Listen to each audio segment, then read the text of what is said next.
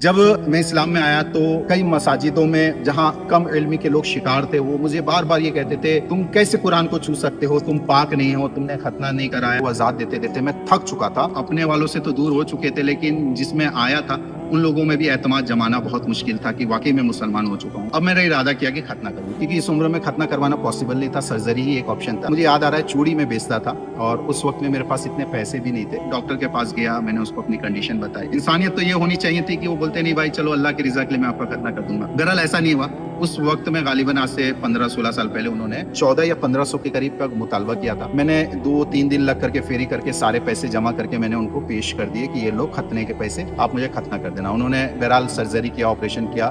सुबह का वक्त था सर्जरी का और मेरी नींद जो खुली, मैं बेहोश था। उसके बाद गालिबन ईशा के करीब वक्त हो गई। नर्स कुछ देर के बाद आती, डॉक्टर साहब ने कहा है बेड खाली कर दो। मैं बोला कि अब मेरी सर्जरी हुई, पैर फैला हुआ, मैं कैसे हिलूंगा, कैसे जाऊंगा, क्योंकि मैं जो किराए में रूम में रहता था वहां से गालिबन 5-6 किलोमीटर दूर में रहता था। अब मैं कैसे जाता, सारे पैसे तो मैंने दे दिए थे ऑपरेशन के लिए। वो एक बार आई, 2 बार बेहोशी में मैं बार बार सो जा रहा था। हॉस्पिटल से बाहर निकलते निकलते मुझे कमोबेश 15 से 20 मिनट हो गए, रुकते रुकते बैठते बैठते। वो जो दर्द था ना, वो दर्द को मैं नहीं बता सकता आपको, कितनी तकलीफ और कितनी शदीद। क्या करूं क्या नहीं करूं समझ ही नहीं आ रहा है, रूम तक कैसे पहुंचूं। बहरहाल हिम्मत जुटाई, किसी न किसी तरीके से उठा और उठने के बाद जो है मैं सोचा चल के जाऊंगा, क्योंकि लिफ्ट भी नहीं मांग सकता था। वो 5 किलोमीटर का जो सफर है ना, आप यकीन जानेंगे, मेरा रब देख रहा है, वाकई मेरे दिल के हालात से वाकिफ है। वो मेरे एक एक आह को, एक एक मेरी तकलीफों को सुनता है। मैं आपसे शेयर कर रहा हूँ सिर्फ उस शख्स को जवाब देने के लिए। वहां से मुझे घर पहुंचते कमोबेश 5 से 6 घंटा लग गया। जब तक रूम पे पहुंचा मेरे टाके फट चुके थे,